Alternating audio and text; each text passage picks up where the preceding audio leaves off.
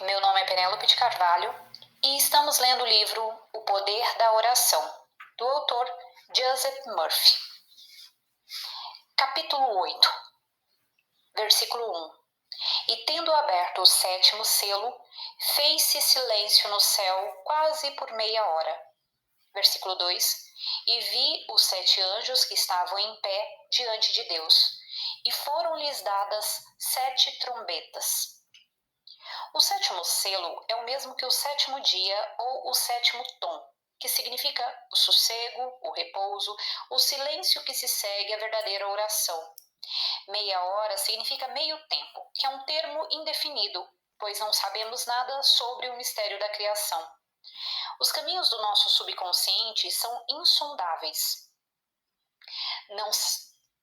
Não sabemos como, onde, nem por que meios vem a solução. Vem de maneiras que ignoramos, por caminhos desconhecidos, e numa hora em que não a esperamos. Semeamos uma ideia no subconsciente, meditando sobre ela. Ali ela faz a sua gestação no escuro. E quando o momento chega, a sabedoria subjetiva faz com que aconteça a seu modo. Versículo 3. E veio outro anjo e parou diante do altar, tendo um turíbulo de ouro, e foram-lhe dados muitos perfumes, a fim de que oferecesse as orações de todos os santos sobre o altar de ouro que está diante do trono de Deus. Os 7 anjos das 7 igrejas são 7 graus de percepção. Disciplinamos esses 7 graus de percepção, 7 estados de consciência. Depois fazemos soar as 7 trombetas e estas tocam chamando a ação. Isto significa que, de nossa meditação em silêncio, surge um estado de espírito, sentimento e confiança na lei, sabendo que surgirá uma resposta. Tudo isso se realiza sem esforço ou tensão, apenas um conhecimento íntimo e silencioso da alma. Versículo 4. E o fumo dos perfumes das orações dos santos subiu da mão do anjo até a presença de Deus. Isto significa que o nosso consciente está no lugar em que a vista parece tão bela, tão perfumada, que todos os nossos sentidos se voltam para dentro, para o nosso bem. O nosso bem tornou-se vivo em nosso coração. Vemos e ouvimos interiormente. Isto é o perfume. Versículo 7. E o primeiro anjo tocou a trombeta e formou-se uma chuva de granizo e fogo misturados com sangue, que foi atirada sobre a terra, e foi queimada a terça parte das árvores e toda a erva verde. Versículo 8. E o segundo anjo tocou a trombeta, e foi lançado no mar como que um grande monte ardente em fogo, e converteu-se em sangue a terça parte do mar. Versículo 9. E a terça parte das criaturas que viviam no mar morreu, e a terça parte das naus pereceu. Versículo 10. E o terceiro anjo tocou a trombeta, e caiu do céu uma grande estrela a arder como um facho, e caiu sobre a terça parte dos rios e sobre as fontes das águas. Versículo 11. E o nome da estrela é Absinto. E a terça parte das águas converteu-se em absinto, e muitos homens morreram por causa daquelas águas, porque se tornaram amargosas. Versículo 12. E o quarto anjo tocou a trombeta, e foi ferida a terça parte do sol, e a terça parte da lua, e a terça parte das estrelas, de maneira que se obscureceu a sua terça parte, e não resplandecia a terça parte do dia, e igualmente da noite. Versículo 13. E olhei e ouvi a voz de uma águia que voava pelo meio do céu, a qual dizia em voz alta: Ai, ai, ai dos habitantes da terra, por causa das outras vozes dos 3 anjos que vão tocar a trombeta. Temos aqui uma história da modificação do estado antigo para o novo. Os nossos estados de espírito, pensamentos e limitações são queimados pelo fogo do amor divino e pelo pensamento construtivo. Uma árvore representa opiniões e ideias fixas que se criam em sua mente. Uma nau representa emoções e sentimentos. A terça parte representa a Trindade, ou os atos criadores mentais e espirituais que nos permitem destruir todas as formas negativas na mente subconsciente. A Trindade é a mente, a ideia e a expressão, ou o pensador, o pensamento e a ação. A Divina Trindade é conhecida como Pai, Filho e Espírito Santo, que significa consciente, ideia e sentimento. A quarta parte é a manifestação objetiva daquilo que sentimos ser verdadeiro. No versículo 8, quando diz: "E converteu-se em sangue o mar", sangue representa a vida. E quando estamos muito negativos e deprimidos, temos uma tendência para resistir ao influxo do poder espiritual. As águas da vida são amargosas, significa que a nossa mente e emoções estão cheias de amargura, rancor, hostilidade, enquanto estamos separados de Deus e sua paz. A oração ou a prática da presença de Deus destruirá esses estados e seremos curados. Capítulo 9, versículo 1. E o quinto anjo tocou a trombeta e viu uma estrela caída do céu sobre a terra, e foi-lhe dada a chave do poço do abismo. Versículo 2. E abriu o poço do abismo, e subiu um fumo do poço como o fumo de uma grande fornalha, e escureceu-se o ar e o sol com o fumo do poço. Versículo 3. E do fumo do poço saíram gafanhotos para a terra, e foi-lhes dado um poder, como o poder que tem os escorpiões da terra. Versículo 4. E foi-lhes ordenado que não fizessem dano à erva da terra, nem à verdura alguma, nem à árvore alguma, mas somente aos homens que não têm o selo de Deus sobre as frontes. A estrela caída do céu significa Lúcifer, portador da luz, ou Satanás. E ele disse-lhes: Eu via Satanás cair do céu como um relâmpago. Lucas, capítulo 10, versículo 18. Como caístes do céu, ó astro brilhante. Isaías, capítulo 14, versículo 12. Lúcifer ou Satanás podem, em um sentido, ser comparados com Judas. Judas trai, que significa revela, Jesus, e depois se suicida, de modo que quando Judas ou o nosso sentido de falta ou limitação morre, isso dá lugar ao nosso Salvador ou estado de consciência salvador. Quando o homem morre para a crença na pobreza, ele nasce para a ideia da riqueza. Quando o homem morre para o ódio, dá lugar ao amor. Quando morre para a raiva, dá lugar à harmonia e boa vontade. Lúcifer também poderia ser comparado a Vênus. Vênus, a estrela da manhã, anuncia ou revela o nascimento do sol. Igualmente, o nosso problema revela o nosso Salvador.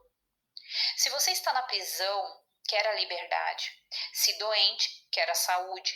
Se com sede, quer água.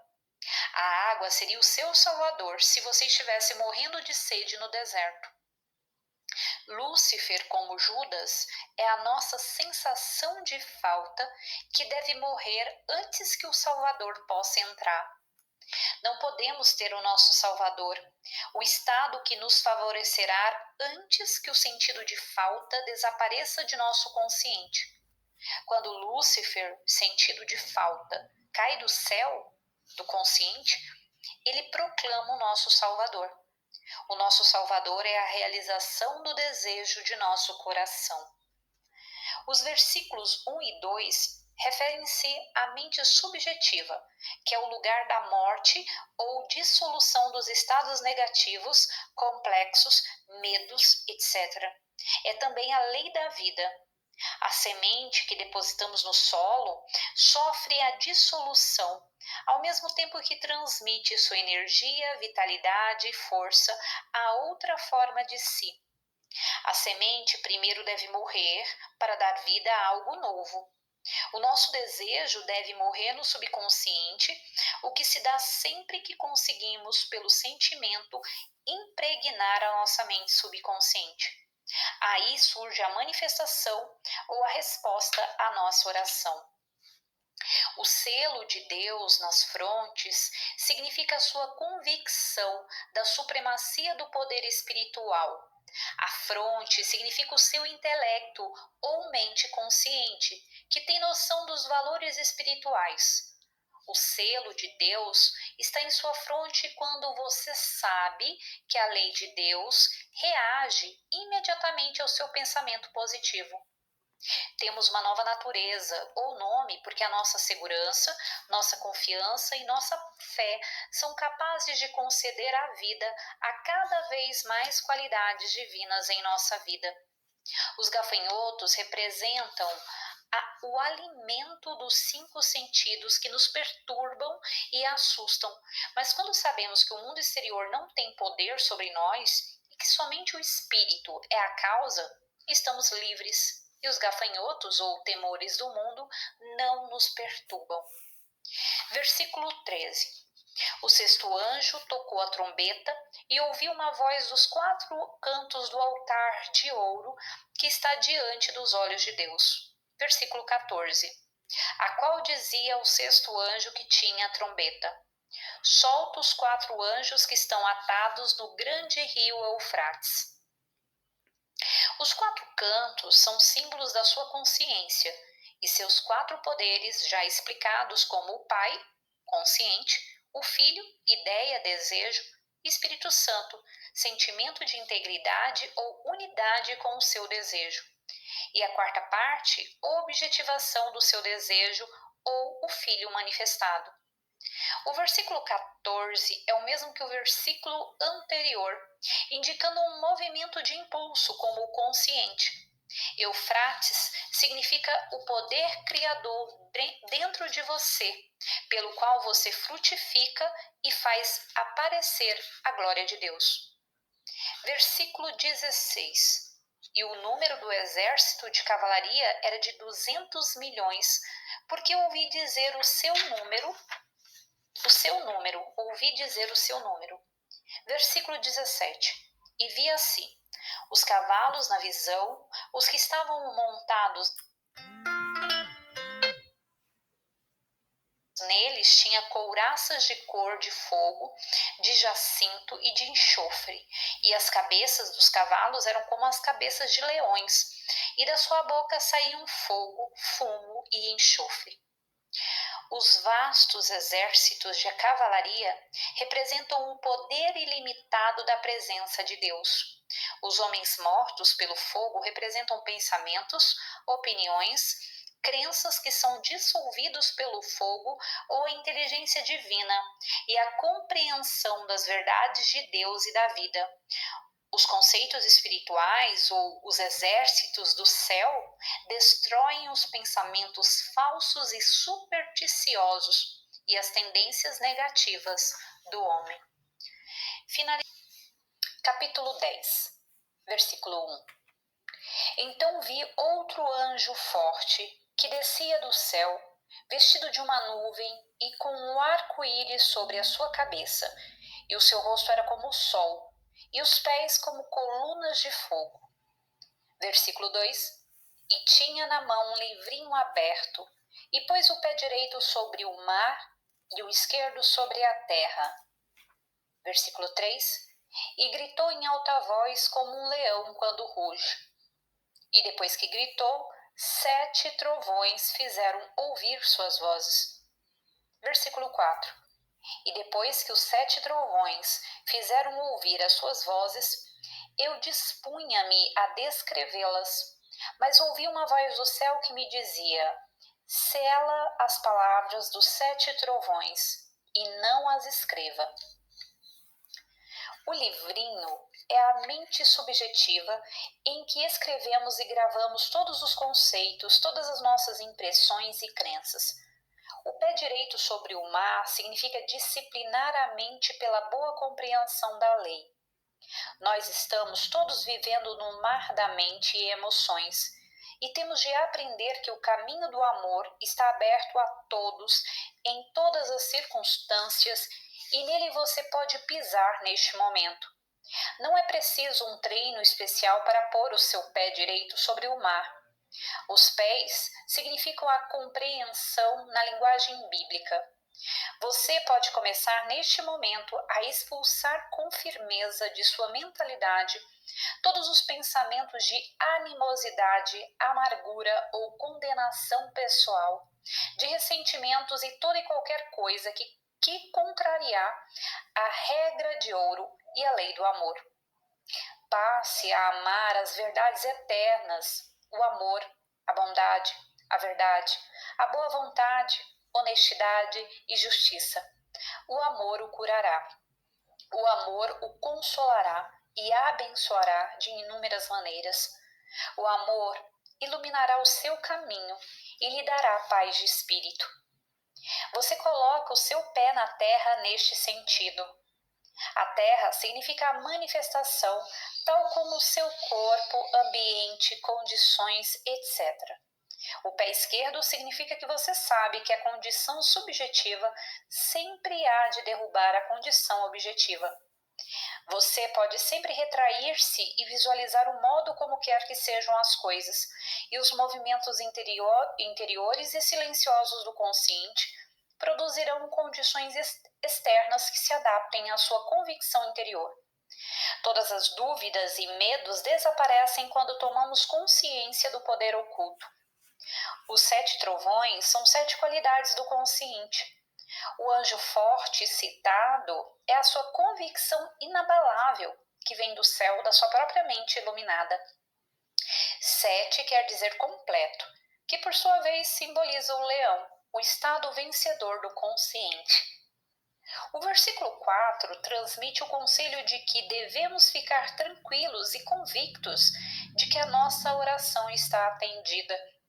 O adversário ou o pensamento negativo pode entrar em nossa cabeça para desafiar-nos ou perturbar-nos. Não devemos dar ouvidos senão àquilo que sabemos ser verdade. Devemos sentir o nosso novo conceito, acertá-lo e esperar com fé que, acreditando nele, até o nosso novo conceito se dê a manifestação. Versículo 9. E fui ter com um anjo, dizendo-lhe que me desse o livro. E ele disse-me: toma o livro e devora-o, e ele fará amargar o teu ventre, mas na tua boca será doce como o mel. Quando ouvimos pela primeira vez que o poder criador reage a todos os nossos pensamentos, ficamos muito entusiasmados, e isso parece doce e fragrante. No entanto, às vezes, os nossos sentidos se deixam dominar pelo que vemos e ouvimos e perdemos a nossa verdadeira percepção do poder único.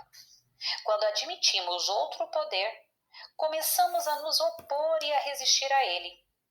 O nosso desejo ou ideal nessas ocasiões é como um alimento que não digerimos direito. Fará amargar o teu ventre, mas na tua boca será doce como o mel. Quando você contempla o seu desejo, gera um novo estado de espírito.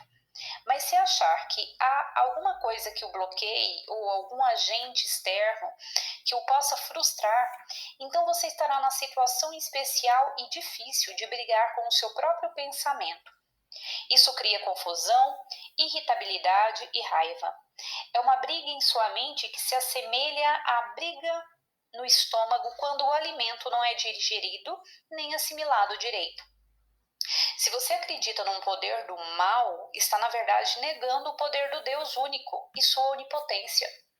Isso cria um conflito e não conseguimos digerir, absorver e assimilar o nosso desejo ou consciência.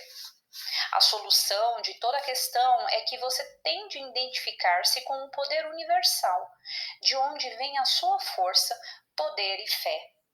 Lembre-se de que você é um filho de Deus e todos os poderes de Deus estão trancados dentro de você, do mesmo modo que a palmeira está toda dentro da semente. Torna-se receptivo agora e diga: aceito o meu bem. Deus o deu a mim e permito que ele tome forma em minha experiência. Versículo 11. E disse-me: é necessário que ainda profetizes a muitas nações e povos, e homens de diversas línguas e reis. Devemos sempre profetizar, sentindo e sabendo que a bondade infinita de Deus está sempre a envolver-nos e que somos canais para o divino. O nosso estado de espírito, sentimento, animação interior determinam o nosso futuro. Devemos nos tornar-nos o verdadeiro profeta e profetizar ou expor apenas aquilo que é verdadeiro de Deus em nossas vidas. Segundo a nossa fé em Deus, assim nos será feito. Capítulo 11, versículo 1. E foi-me dada uma cana semelhante a uma vara, e foi-me dito: levanta-te e mede o templo de Deus e o altar, e os que nele adoram. Versículo 2.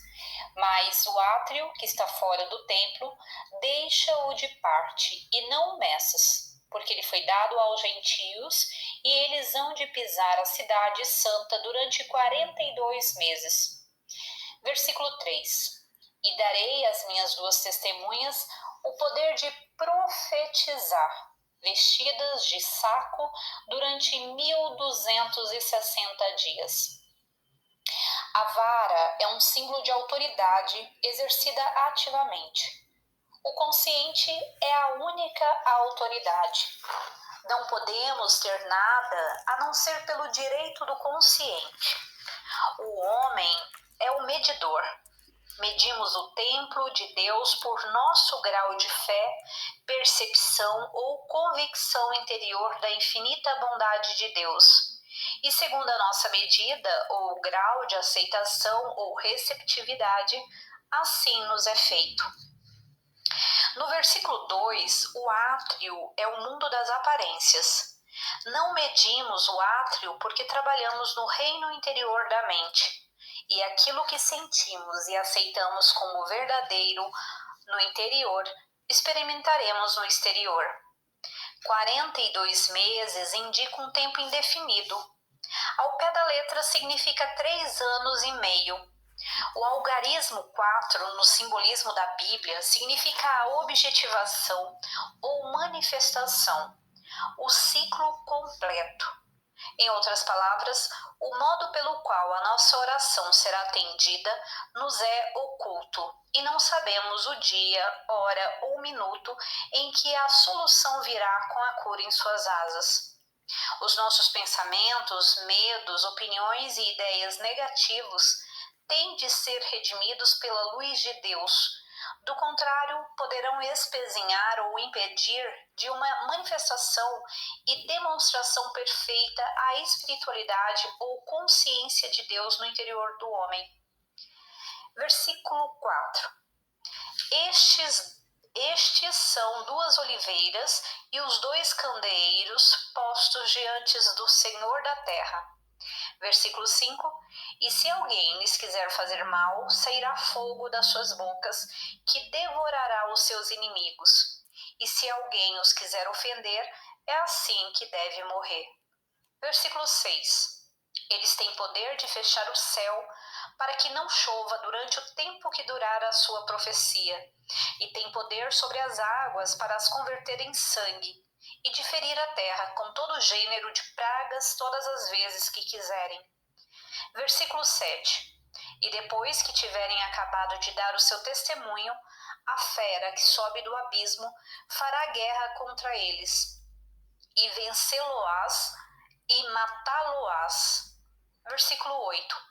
E os seus corpos ficarão estendidos nas praças da grande cidade, que se chama espiritualmente Sodoma e Egito, onde também o Senhor deles foi crucificado.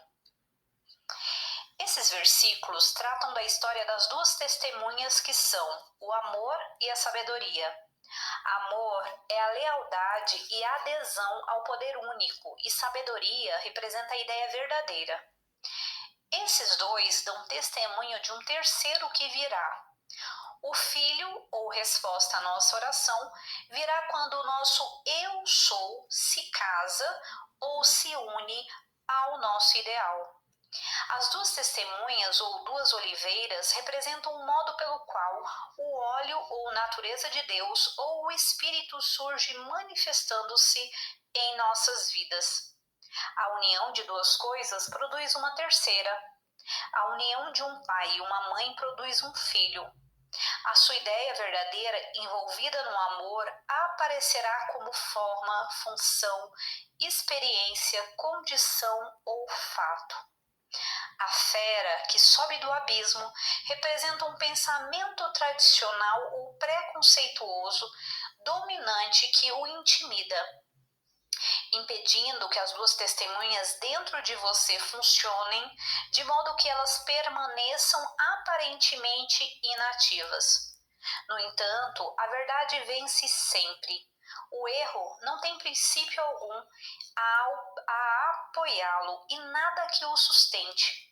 E se você continuar a afirmar as verdades de Deus com fé e amor, o erro, o adversário, será expulso do céu, a sua mente sintonizada com o infinito. A cidade de Sodoma e os corpos mencionados no versículo 8 significam o mundo dos cinco sentidos, onde a tirania das ideias preconceituosas e paixões negativas reina soberana. Quando o nosso consciente é indisciplinado, é como um sodomita, uma prostituta. Junta-se a qualquer coisa, isto é, coabita com a inveja, ciúme, ódio, vingança, ganância, luxúria, etc. No versículo 8, disse que o nosso Senhor foi crucificado em Sodoma e no Egito. O seu Senhor é a ideia dominante em sua mente, aquilo a que você dá maior atenção. Se você desejar uma cura, desvie a atenção do seu corpo, suas dores e males, e focalize-a toda sobre a ideia da saúde e harmonia. Continuando a fazê-lo com fé e convicção, isso se torna uma força dominante em sua vida. E essa ideia é impregnada no Egito de sua mente subconsciente, onde fica gestando no escuro. Diz-se que morre na mente subconsciente e depois de algum tempo ressuscita como saúde perfeita para você. O seu senhor ou ideia dominante passou da sua mente consciente para a sua mente subconsciente. Além disso, ao encher a sua mente com a verdade do poder salutar do amor de Deus, você expulsou da mente tudo dissemelhante a Deus ou ao bem. Os corpos mencionados no versículo 8 representam a destruição e os pensamentos negativos da sua mente, em sua mente. Versículo 15. E o sétimo anjo tocou a trombeta, e ouviram-se no céu grandes vozes que diziam: o reino deste mundo passou a ser de nosso Senhor e do seu Cristo, e ele reinará pelos séculos dos séculos. O sétimo anjo representa a satisfação, a convicção, o som interior ou o movimento do coração que nos diz que está tudo bem, que repousamos em Deus. Versículo 19. Então abriu-se no céu o templo de Deus, e apareceu a arca do seu testamento no seu templo, e sobrevieram relâmpagos e vozes, e um terremoto e uma grande chuva de pedra. Você constrói a sua arca no entendimento da sabedoria, presença e poder de Deus. A arca é construída sobre a base de que o que é verdade de Deus é verdade de você. Você pode construir essa arca no meio de todos os erros e ideias preconceituosas em sua mente. Continuando os seus exercícios mentais e espirituais, um terremoto se dará no sentido de que tudo que for semelhante a Deus ou a verdade será destruído em sua vida. Parecerá um terremoto porque o velho será destruído e um homem novo aparecerá transformado pela fé e amor de Deus. A sua arca é a sua aliança ou acordo com o ser Deus dentro de você, no sentido de que você herdará tudo o que tem o Pai. Tudo que o Pai tem é meu. João, capítulo 16, versículo 15. A destruição e aniquilamento de todos os seus preconceitos tradicionais e ideias errôneas por meio do fogo do amor divino é realmente o terremoto que destrói o velho e dá origem ao novo. Eis que eu renovo todas as coisas. Apocalipse, capítulo 21, versículo 5. Finalizamos aqui o capítulo 11 e no próximo áudio iremos para o capítulo 12. Tchau, tchau.